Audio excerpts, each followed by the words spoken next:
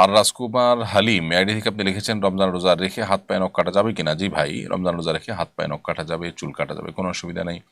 আপনি সরিষার তেল অথবা অন্য কোনো প্রসাধনী, হালাল প্রসাধনী ইত্যাদি মাখতেও পারবেন, কোনো অসুবিধা নেই। এতে রোজা ভঙ্গ হবে না। আতর ব্যবহার করতে পারবেন, মেসওয়াক করতে পারবেন, এর ফলে রোজা ভঙ্গ হবে না। রমজান এলেই বাজারে হাহাকার পড়ে যায়, দ্রব্যমূল্য বেড়ে যায়, কারণ কি, প্রতিকারের উপায় কি? রমজান এলেই বাজারে যে হাহাকার পড়ে যায়, জিনিসপত্রের দাম বেড়ে যায়, এর অন্যতম কারণ হলো আমাদের ব্যবসায়ীদের একটা বড় অংশ যারা ইসলাম মনে করে শুধুমাত্র দাড়ি টুপি এবং নামাজ রোজাকে। বান্দার হক এবং মানুষের অধিকারের প্রতি দায়িত্বশীলতা, মানুষের কল্যাণ কামনা করা, মানুষের উপকার করা, মানুষের ক্ষতি সাধন না করা, এগুলো যে পার্ট অফ ইবাদত, সেগুলো আমরা জানি না। যার কারণে আমাদের ব্যবসায়ীদের দ্বারা এই সমস্ত অনাচারগুলো হয়।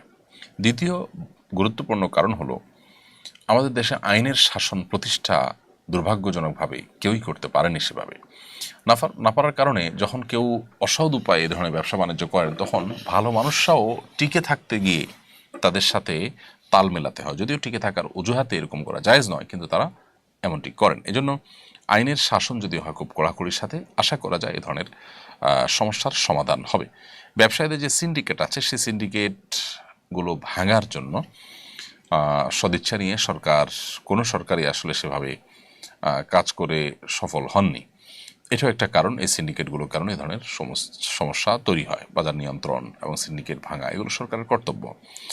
আমাদের দুর্ভাগ্য যে আমরা আসলে কখনো এ ধরনের সুশাসন পাইনি, যা থেকে আমরা আসলে ভালো কিছু আশা করবো বা পাবো। মনিরুল